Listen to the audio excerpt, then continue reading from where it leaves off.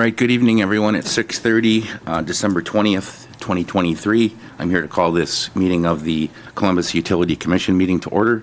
Just to note, normally we would have this meeting tomorrow night, but I had a conflict that came up about 3 weeks ago, so I wanted to thank the commissioners for being flexible and having it a day earlier. So, Michelle, could you take a roll call? Tome. Here. Rule. Here. Andler. Here. Finkler. Here. Curtis. Here. Hammer. Here. And Beckman's excused. Thank you. This meeting has been noticed in accordance with local ordinances and state statutes. On to approve the agenda. Just a note, we did revise the agenda yesterday. We received some communication from the dentist at Columbus Family Dental that were unable to attend tonight's meeting, so we amended the agenda to include that business next month's meeting instead. So, unless there's any discussion, I'll take a motion to approve the agenda. I'll move to approve the agenda with the moving of the water fluoride treatment discussion to January. I will second. I have a motion and a second to approve the agenda as stated. Any discussion on the motion? All in favor, please say aye. Aye. Any opposed? Motion is approved. Thank you. And then on to visitor comments and utility communications. Do we have anyone present this evening that would like to speak? Just state your name and address. Thank you. My name is Jack Sanderson. I'm the person who passed out some sample stories about toxicology on fluoride and the place where you can find it. I realize the meeting has been rescheduled for next week, but I thought I would give this to you tonight anyway. So if you go ahead and get on the computer and duplicate the searches that I have done there on BitChute and Rumble, you too can find a whole bunch of stories, new science that did not exist, some 80 years ago when they first started performing fluoridating water in a small town in Michigan. So thought I'd give you a chance to look at that before you actually pick up the issue next month. I hope to be here to talk about it then, or at least listen. But I wanted to give you a few examples of the fact that the science doesn't always get it right. Great ideas at the moment that seem to be proved out lose their shine and luster after decades of practice. A couple of examples. Bloodletting in leeches.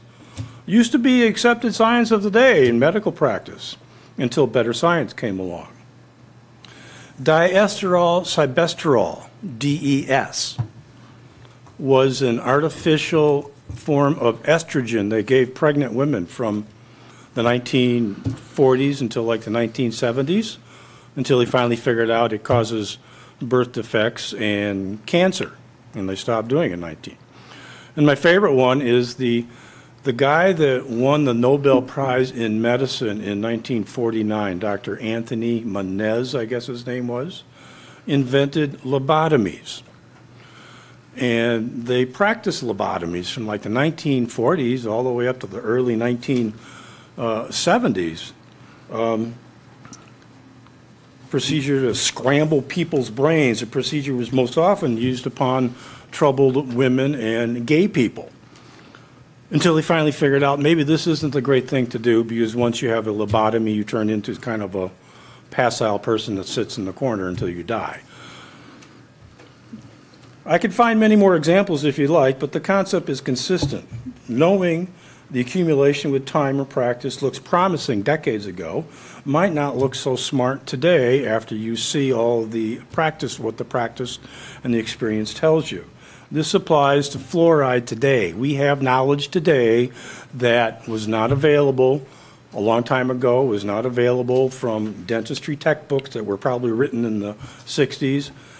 There's new information out there. We should consider it. Fluoride is toxic, and now you're confronted with a requirement to actually build small rooms to contain the fluoride container because it's so toxic, but we're still going to turn around and inject it in the water. So that's my thought today. Please check out the sites and do your own research, and I'll see you next month on the same issue. Thank you. Thanks, Jack.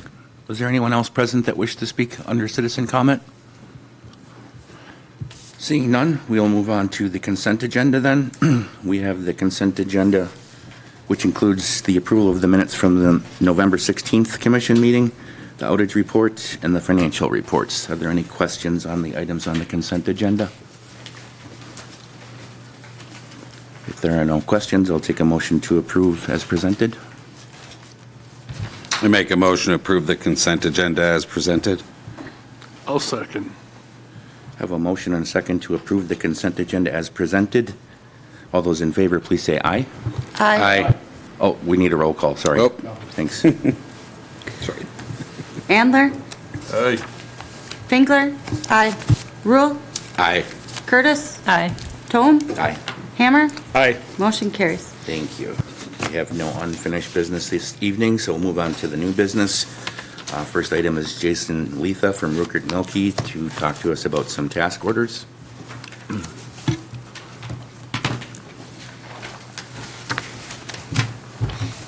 Good evening, Commission.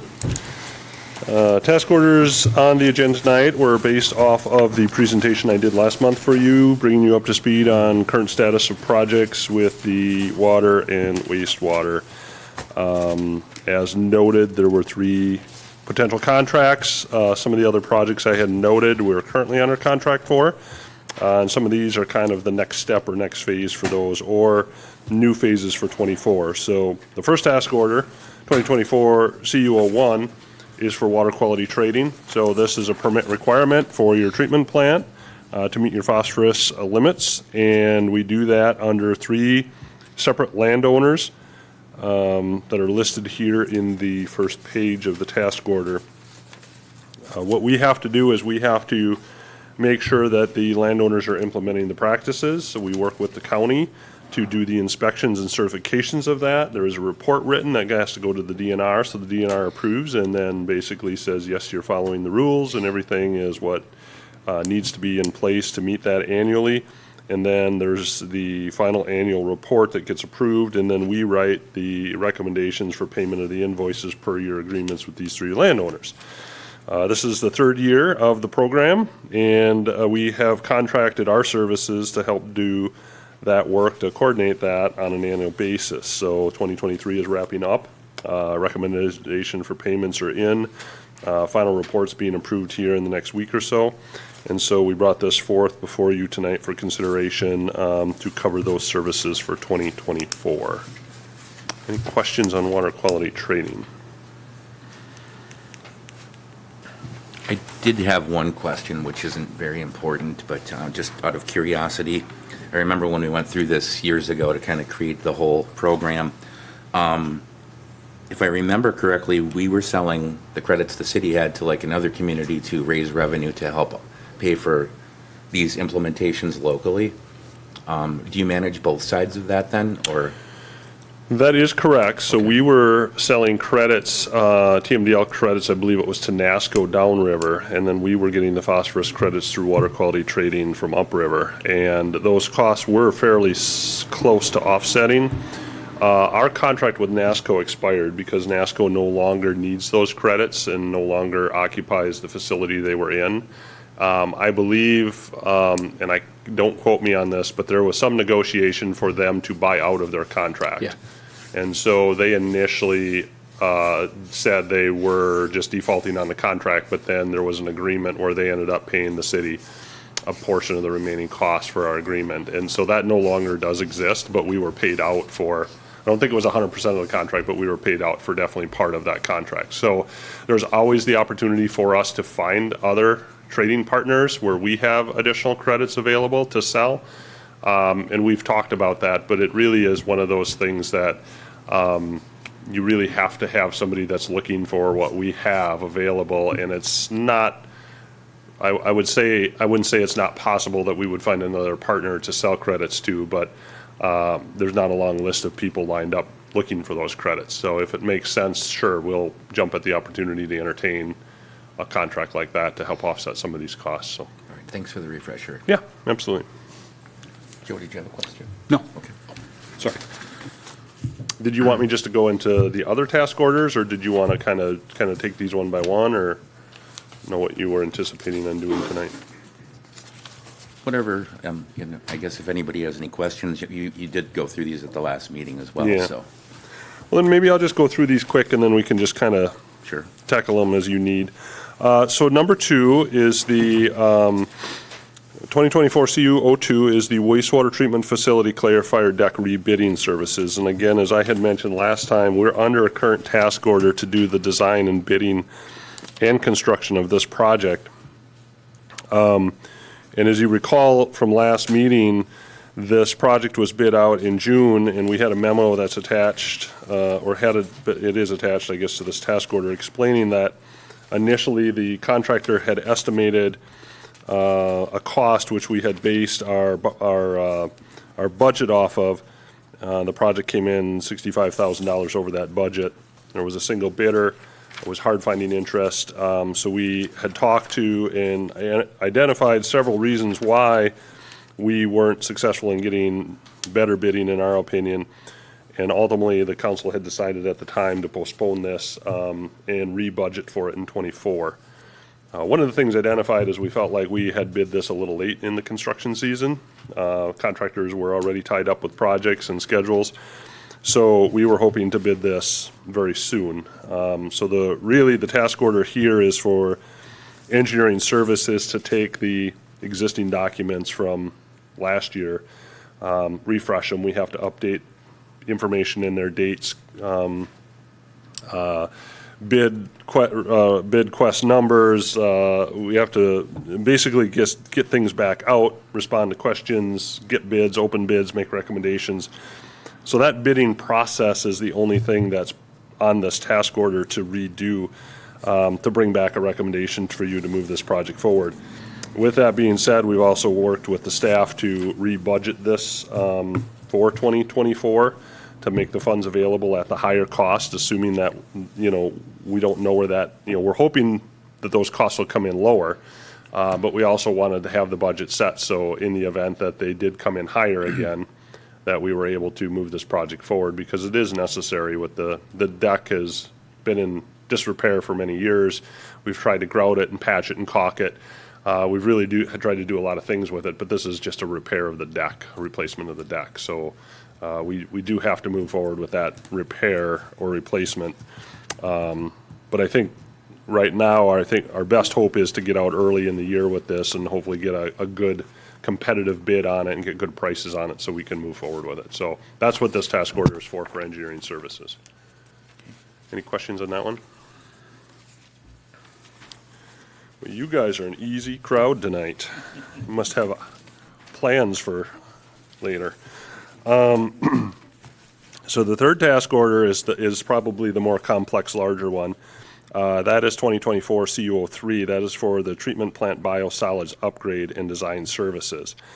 So this one, I had talked a lot in the last meeting about the study that went into this to identify the technology that's been more current than has existed in the past.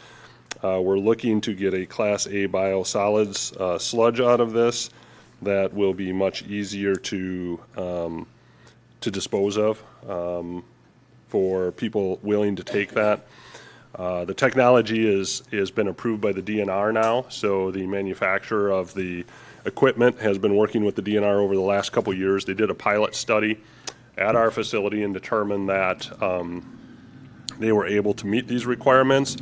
And it was good they did the pilot study because I don't know if I mentioned this last time, but there was a few things that we did to help improve the results. As they ran it on our sludge, and we found that we didn't quite get the drying percentage, so they increased the time of contact with the heaters and some other things in the belt press.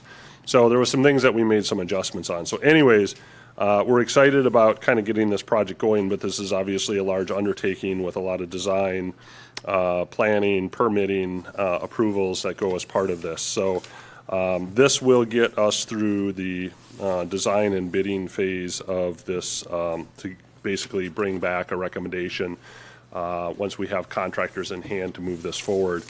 As far as the schedule, we would be starting this and working on the design throughout '24. We would hope to have approvals late next year from the DNR for final design and plans and specifications. And then we would be bidding this about this time next year. So this is about 12 months out till we actually get on the street bidding this. Again, it's a fairly substantial project. So that's task order 3.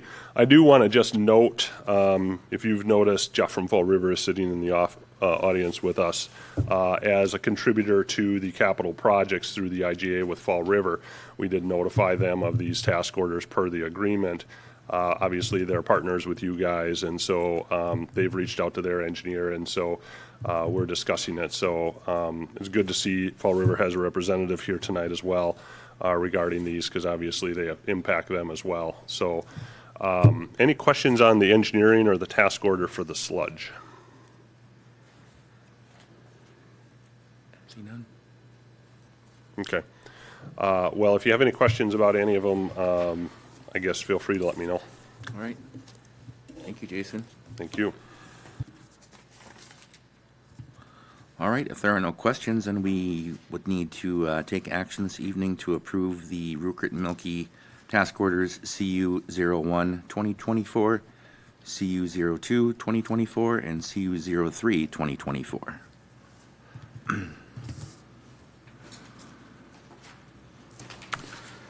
I would make a motion to approve Rupert Milky's task orders CU01 2024, CU02 2024, and CU03 2024. Second. If I Oh. include the dollar amounts in the Sure, Yeah. please. Second. Get a motion and a second to approve the 3 task orders from Rupert and Milky as read, to include the pricing on the task orders as well. Is there any discussion on the motion? If there's no further discussion, we'd need to take a roll call on this. Hammer, Aye. Tome, Aye. Andler, Aye. Rule, Aye. Finkler, Aye. Curtis. Aye. Motion carries. All right, on to new business number 2, repairs to water plant number 2 roof. This was brought up at the last meeting, and Michelle did hand out a third bid that came in that everyone should have a copy of their desk. I have Jake, the lead water operator, here he had met with the contractors, so have him to explain them to you. All right. Jake? So I reached out to multiple companies. Obviously, only 2 came back, and then 1 finally just came back. Probably should have replaced the roof when we did the office building last year, since they were the same time period, but we didn't get rain, so we didn't realize that it was leaking. Now it's leaking right over our softener control panel, which is a lot of money, and dehumidifiers. So we went for get bids and all that. We got one that's really low. It's like $46,000, but that doesn't include replacing bad foam and insulation that's in the roof, which, since it's leaking, it's going to be a bad foam. So I would probably estimate that it's going to be pretty close to the other 2 bids. Just comparable, I would assume, square footage, and then they gave out the pricing per sheet of the insulation. We, I guess, have never worked with any of the companies for commercial use or anything, so I guess it's just up to you guys on what you would like to do. I did have one question. I'm assuming the one for $48,000, that is US roof? Yep. Okay. It doesn't, It's not a very detailed. correct, it looks like an email. Not that that's bad, but I'm just wondering if we could ask them for a more detailed contract, because this doesn't look like a contract, it just looks like a kind of back of napkin quote. Yep. It does say, if existing underlayment is wood fiber board, we will remove and dispose of it. We will furnish and install 1-inch ISO insulation board and bead it here down in place. So my question there would be, if they're removing wood and they're putting just insulation back, you don't have a substrate, correct? Correct. Would that be up to code? I mean, Not sure. so, Supposedly they're a reputable company out of Watertown area. have they done work for the city that we know of? No. No? Okay, I don't think any of these three companies have. okay. Obviously, we had that company last year, and it took them like 8 trips back to the plant to fix leaks after they replaced the roof. So we decided not to go with them since 8 trips back, and they charged us for each one. So it wasn't really beneficial to get a quote from them. And then they're removing all the ballast from the roof. Correct. Does the ballast go back on top of the new roof, or is this a Nope, so different system? so the new system is they don't put any rocks back up there. It's glued down or attached to the existing. Okay.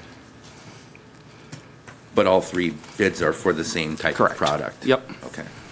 So do they apply it the same way too? Because again, like Mike was mentioning, the US roof bid's kind of bare bones. Yeah, I But think- it seems like I'm picking up on a little bit difference between bead adhering and screws that meet the I-90 code. Yeah, I think the US roof guy, he was saying that they just glue everything down. They don't attach with fasteners or like screws and bolts to the whatever's up there, which I guess is a good thing. Who knows?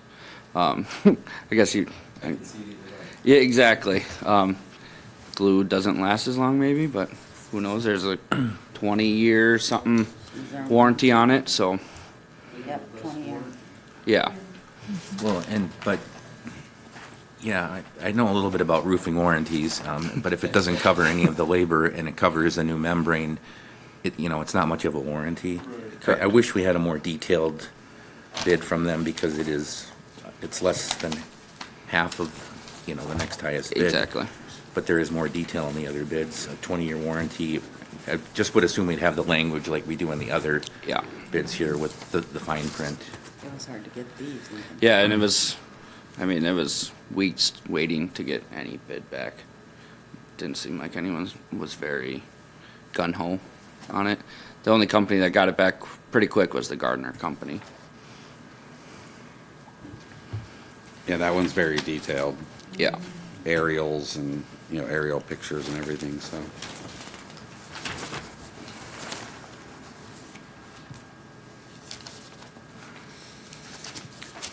The last bid that we got today too, just, well, I'm confused by the second item.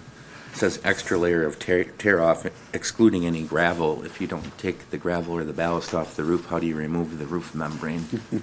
That's confusing. Seems like that would be really hard. Yeah.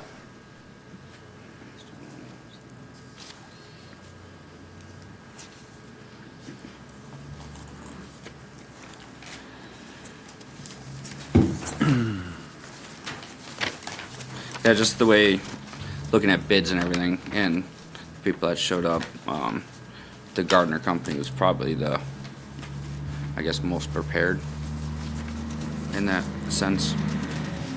Have we done business with that company in the city? I have not. Not that I have them do work for me personally, but.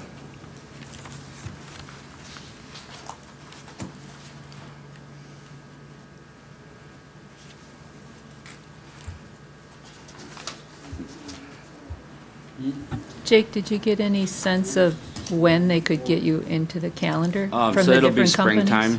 For all 3? Yeah, just to basically, though, I know the US roofing guys said they would come out at $95 an hour to try and patch so it wasn't leaking. But yeah, each company was springtime. Okay, thank you. Yep.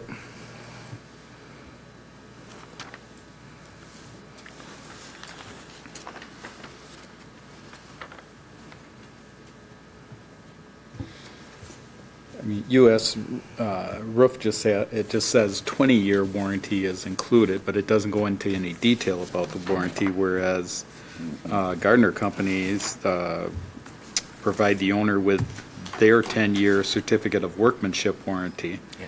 And then also a 10-year warranty on the manufacturer's warranty on the membrane. So, Yeah, I like that there's more specific language. The other, let's see, on page 2, the roofing products warranty information can be found on the manufacturer's website. And then below that, the price does not include additional layers if found. Price for individual sheets of half-inch fiberboard, if needed, is $30. And then the individual sheets of the insulation is $60. I'm a little confused by that because on the front page, it says removing existing wet fiberboard and/or insulation and replace with new with screws and plates to meet I-90 code. Are they figuring that they're going to be replacing the whole roof or none of the roof? I mean, because I think if we're at over $100,000 already and then we're paying per sheet for, you know, a big part of the roof, that could be a lot more expensive than we're anticipating. I mean, additional layers. Yeah, but it's It's additional layers. additional layers, not, Yeah, So but once they tear off, if they're seeing something which additional could be the whole versus. roof. I get It that, could but be. it says remove existing wet fiberboard. It doesn't say that they're removing all the fiberboard or how much they're replacing, and they don't know that. And I'm just trying to look at it from their perspective, if they're giving us a bid this high.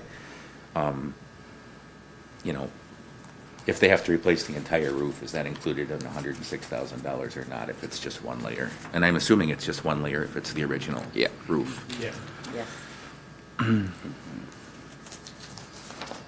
don't know if you recall, a number of years ago, and I think you were mayor at the time, the roof down at Plant 1 got replaced, and then there was what it would be, but there was also what that the adders would be Yeah. if they found what would be needed.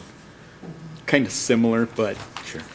But yeah, this roof has not been dealt with since the building's been built in '93, so. How long is this bid good for? 30 days or It says 15. 15? Yeah, on the second page. Maybe withdrawn if not accepted within 15 days, and it looks like the date of it was November 6. Okay.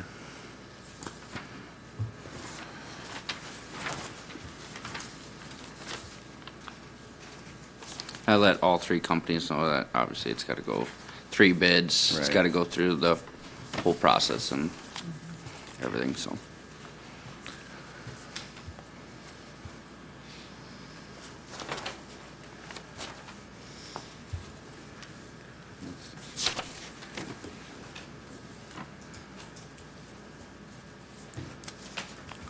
As far as funding for this project, is that in a budget or not? We had not budgeted this, so we would have to look at other things that could be put off. We do have reserve funds, but, you know, something like this, we'd want to look at all budgeted items to see if something we put on for 2024 could be pushed off to 2025 so this could get done.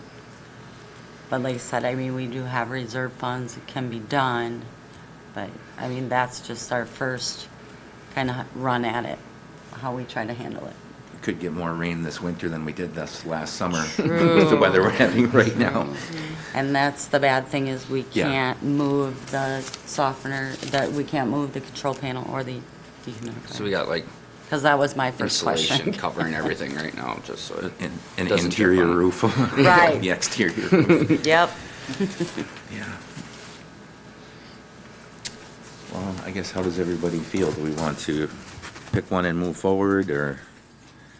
It seems like, you know, if the work's not gonna get done until spring, I wish that there was another bid, or we had more detail on the low bid.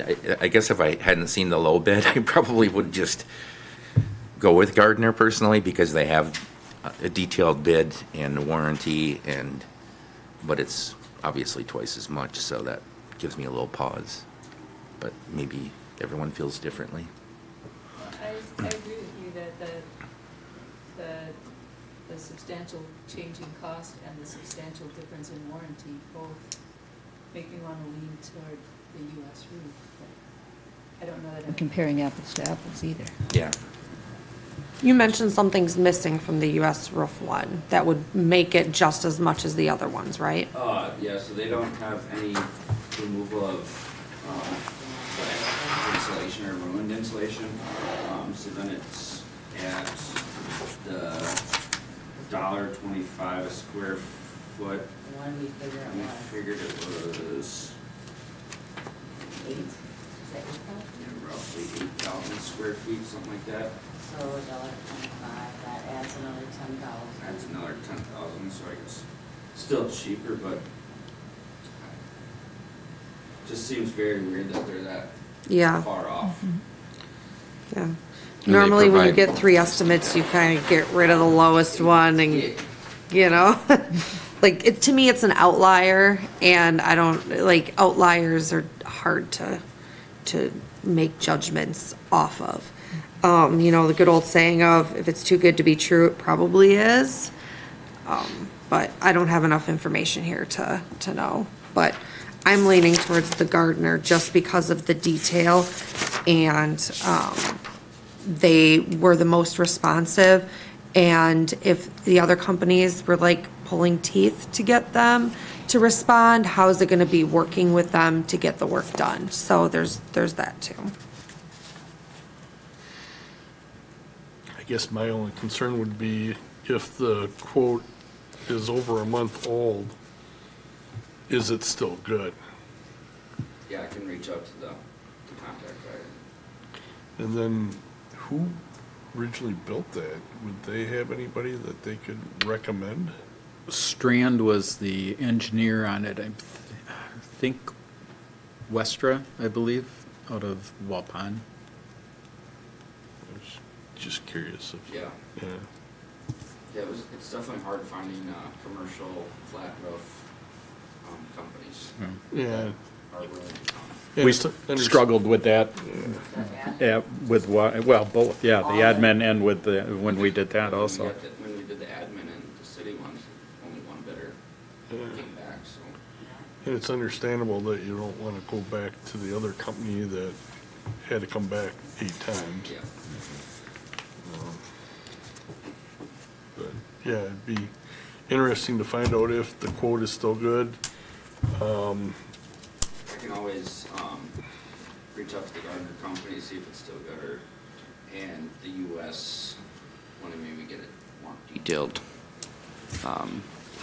contract or bid or something. I kind of like that. That's where my mind was going, was we can't really, I like the Gardner company for what other folks said. It's detailed, way more prompt and timely. Probably maybe a bit more process in line with code perhaps even, but again, the other one's bare bones. We're kind of reading into that, but with that 15-day and the date, then yeah, maybe we can take action in January on this and give US Roof a chance to Redo it. flesh theirs out a little more for us to see if we've got competitive, apples and apples. I would agree with that, and also, yeah, this just looks like an email, and I think if they knew that we were considering them, and that it would be okay if they're more expensive, Yeah. like, how much would they, charge for replacing the wood fiber board? Because that's probably gonna be needed on the job, but, just kind of insufficient. And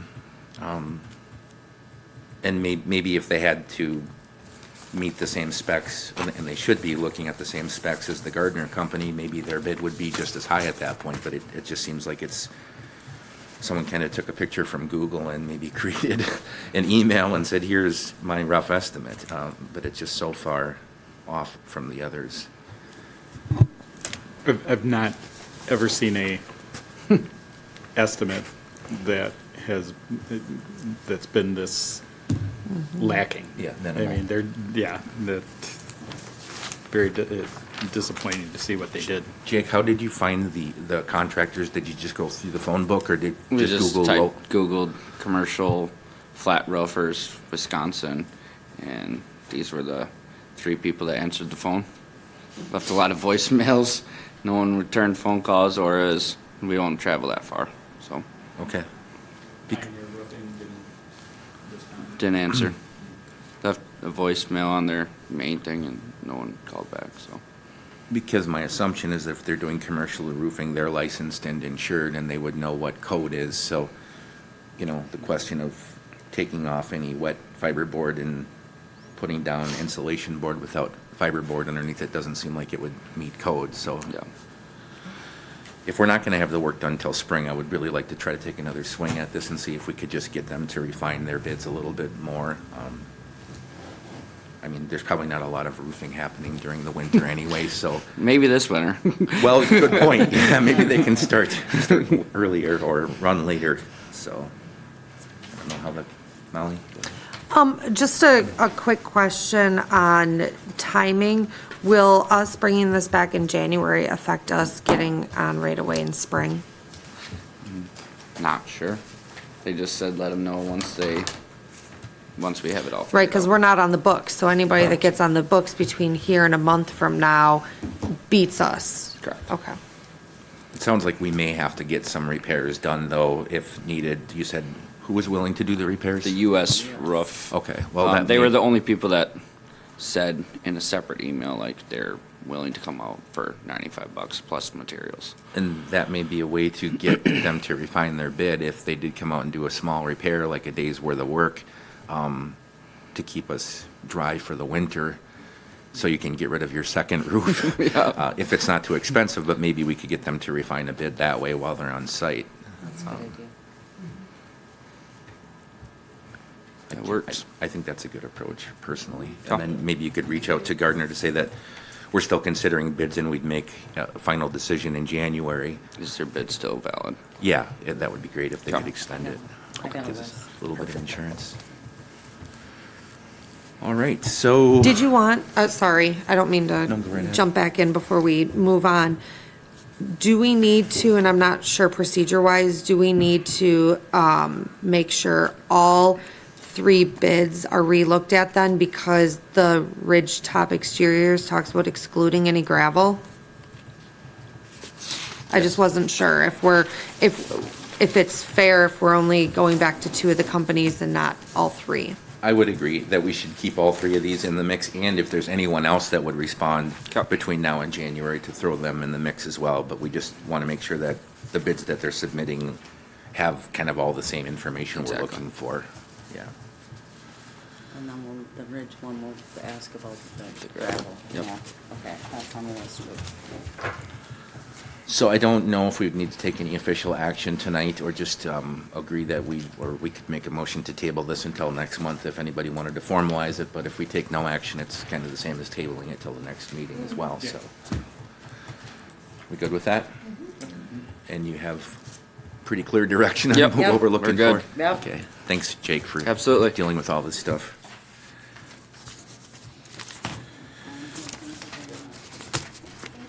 Have a good night. You too.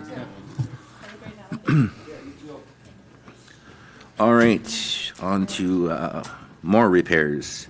Number 3, repairs to the heaters at the wastewater treatment admin building. We got Katie here. We've got some bids in our packet for that, it looks like. Good evening, everybody. If you guys recall, back in the fall, we had our boiler needed repair, so we had that approved, and that job is finished. They did a great job. During that job, we found out that 2 of our chemical rooms, heaters do not work. So that was not included in the boiler repair cost. And so that's what I'm coming back for today, is to see if we can get 1901, who did our boiler repair, to do the repairs for the 2 heaters. And also there were some other repairs to the admin building, hallway, heaters and stuff. That was kind of some minor things. So the majority of the cost really is for these 2 large heaters that are in these chemical rooms that we need to keep warm so that the piping doesn't break in the wintertime. And then they could not do the electrical, so I just got a I have called them in to look and see if they could come in and give me a cost. It's S&S Electric, which is the city's electric company that we use. And they came back and told me they could hook it up for $1,500. So the total cost of the two, getting it repaired and the electrical is $9,461.31. How many cents? 31. Oh, Just check it. And as you said, 1901 was the company that did the boiler repairs. Yes, so you're they're familiar with- totally aware of, the repairs that needed to be done. I didn't feel like going outside of the company was really a great idea because they knew exactly what's going on. Yeah. Questions? This is under the threshold where we don't have to have multiple bids either. This is just a simple repair, so. Correct. Okay. Any questions? My question was answered with the additional quote from S&S. Okay. So if there are no further questions, can we do this in one motion, or do we need to approve these separately? You can do them one together. Molly's got her hand on the button. She's. Yeah. I'll move to approve the proceeding with the remaining repairs for the heating system for the filter building at WWTP for the estimates from 1901 and S&S Electric for a total of $9,561.30. $9,461.31. I will second. We have a motion and a second to approve, and I'm not going to be able to cite the exact wording of the motion, but Michelle will figure that out when she watches the meeting. Any discussion on the motion? If there's no discussion, we'll need to take a roll call on that then. Rule, Aye. Tome, Aye. Curtis, Aye. Hammer, Aye. Andler, Aye. Finkler. Aye. Motion carries. Thank you. Have a great holiday. You as well. All right, new business number 4 then is recommend to amend section 102-61 of the city code. We discussed this at the last meeting a little bit, and Michelle did send an email to the city attorney, and he offered his opinion on what could be done to remedy the situation of not having the vice chair able to sign in place of me if I'm not available. I'm not going to argue with the city attorney. My only suggestion would be that if we're amending the city code, I didn't go back and look at the exact section 102-61, but is that for just this commission? That is correct, and that is on the second, if you look in your packet. On the back. I don't know why. Kind of printed a little small, but yes, that is strictly for the utility commission, code 102. Okay. Then that solves our problem, I guess. Mike, I thought if we're amending a different part of the code that the city council should probably consider doing the same thing if, say, Joe's not there and the city Sure. council president had to sign something, but we'll deal with our problem, so. Was it the city attorney's suggestion to go ahead and specifically cite the vice president rather than use language like, or the chairperson's Or designate? designee. Yeah, I was just wondering, because off chance that Sure. both parties are unavailable, so I'm just wondering if he had any specific thoughts on that kind of language, kind of leaving it a little more to the discretion of the chair. That's not a bad point. No. Are you a signator on anything? Used to be. So the secretary signs the minutes and signs the cash disbursements report. So he does, yeah. Used to sign Yep, used to sign the checks. So yes, he still does, is a signatory for certain things. But I like the point. If everybody's on vacation at the same time for some weird reason and you need something authorized. And this was a recommendation, kind of like wording, so absolutely you could put that in there and kind of give it a broader range. I like the, or designee addition, and this is going to have to be approved by city council as well, so we could make that recommendation. The city attorney will be there, and he can Right. offer his opinion at that time on whether he thinks that's appropriate or not, so. The only thing by, Oh, go ahead. sorry, the only thing by saying designee is that when you're signing it through the bank, you Oh, have to good have point. the signatures on hand. Oh, that's right. 'cause So we the- could list vice chair and secretary potentially then, since he has got signing authority, at least in this case he does. where- Like, yeah. when we go through the process, like right now that we are, if we had all three officers, I guess, signed, then we have two alternatives. Correct. And I think we'd. And they become- would have to be specific for the bank paperwork. You are absolutely correct. Good Yeah. point. So yes, I can see if that can be added. So you'd like the vice president and, or the secretary? Yes. So you could add that to the sentence, and then I can double check with the bank to make sure that's acceptable on their end. And then we can, if it is, we'll get the correct paperwork and get it circulated and submitted. I also feel like, I don't know if there's an efficient way of wording this, to have a mechanism of,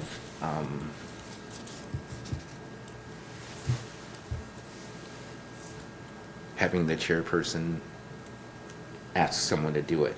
So if you have 3 signatures on file, I don't want, if I'm on vacation for 2 weeks and all of a sudden someone brews up a story about, oh, well, the chairperson's not here. I mean, I don't think this is going to happen, but there should be official documentation that I cannot do it, and I'm Yep. designating this person to do it. And I don't know if there's an efficient way of putting that in here. It just says, if I'm unable to act. Well, what if somebody wants to act on my behalf because I'm not acting on my own behalf? And then would that be, would we have it both, because you're looking at the ordinance and the bylaws? I mean, is that something that you could address specifically more in the bylaws on the process? Or do you want it in both? There's 2 sections to this part, so I just want to make sure you're thinking of Yeah. both. That's a good point. And emergencies will come up as well, like any one of us could be in a car accident on, the day of a meeting. Yep. I don't know how you handle that. I know, right? Well, I guess when I look at just the way things are set up, it just seems to me like it would be common sense that if I can't act, that the vice chair or vice president could, just like if the mayor couldn't act, the council president would be able to do something to amend the bylaws to reflect that. We have to amend the ordinance, so I don't know how everybody else feels. Maybe there doesn't need to be any verbiage, but I would think that maybe it's more of an administrative thing where you're expecting an email from me to notify you that I can't sign something, and someone else is going to be doing that. Correct. And We then would there's an definitely, email. we would definitely have some kind of protocol in place Yeah. on how that would work, so. Molly?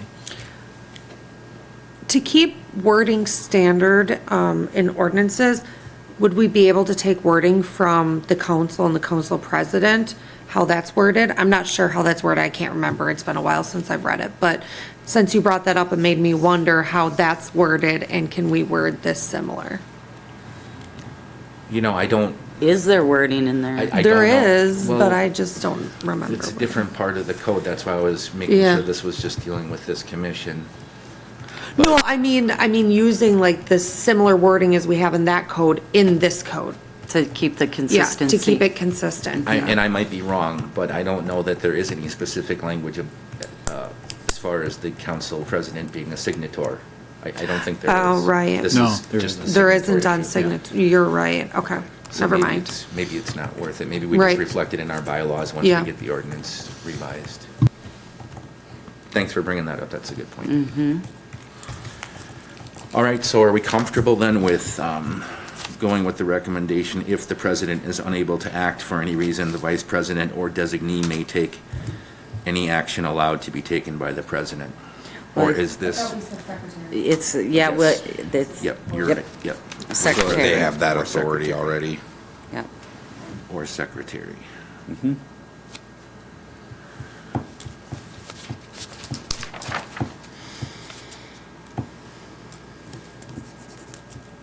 do you want to include what? Do you want to include the statement that you made about, per your notification? I was just wondering if we added at the very end of that sentence, may take any action allowed by the president as designated, To be taken by the president as designated, yeah? then it shows that that person is being designated to take that action. Like you said, so somebody can't just do it.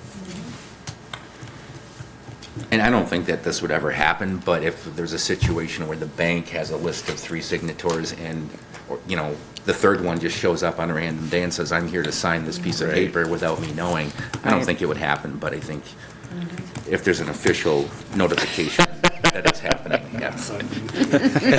Right? Be more of a struggle to get you down there. All right, so then it would read, if the president is unable to act for any reason, the vice president or secretary may take any action allowed by the president as designated. May take any action allowed to be taken. By the president. I think we're taking out to be taken. To be. That's just kind of Okay, redundant. yeah, I would, okay, so I have, if the president is unable to act for any reason, the vice president or secretary may take any action allowed by the president as designated. Correct. Does that sound right? Okay. Or should it be required? Action required to be taken? Or necessary? There you go. Oh, instead of allowed? So take any action necessary?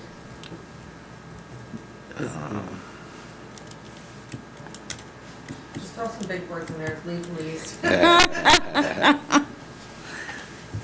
Get my thesaurus though. I like allowed. I think that's appropriate because Okay. you're asking the chair, or the chair is allowing someone else to take action on their behalf. But, yeah. Okay.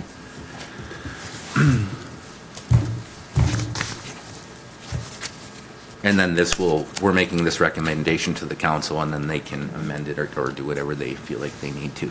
Correct. All right. So we would need a motion to approve the agreed-upon language. I move to approve the amendment to the section 10261 of the city code as stated. Okay.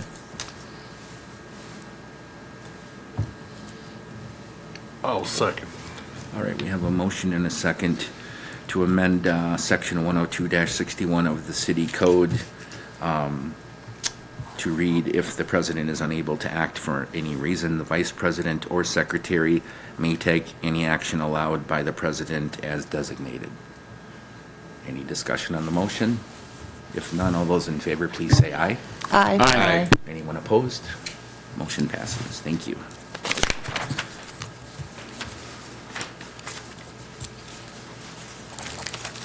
Move on to reports then, the utility report. Michelle? Just a few things. So last week, Joe and I attended the Board of Directors meeting at WPPI where they had passed their 2024 budget and their new 2024 rates. Always a good meeting. They had, they present from the customer services they offer to the power supply to the legal part of it. So you get a nice, good Wisconsin, what's all going on. And so, adding to that, we are continually going through our electric rate application. The hearing is scheduled for January 24th at 10 a.m. It is a virtual hearing. Notification will go out as a bill insert in the customer's bills, so you might be contacted on that. Electric department's focusing on trimming trees this time of year. They're working with the DPW crews for, trimming and chipping. We also are wrapping up our inventory. The crews did physical inventory, and between them and I, we're trying to tie everything out.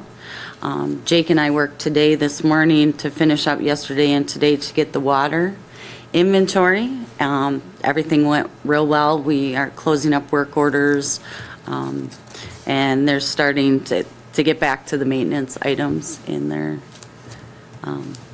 Today I met with the wastewater department. They came to the water and light facility, and we trained on the new MyPay online for their payroll.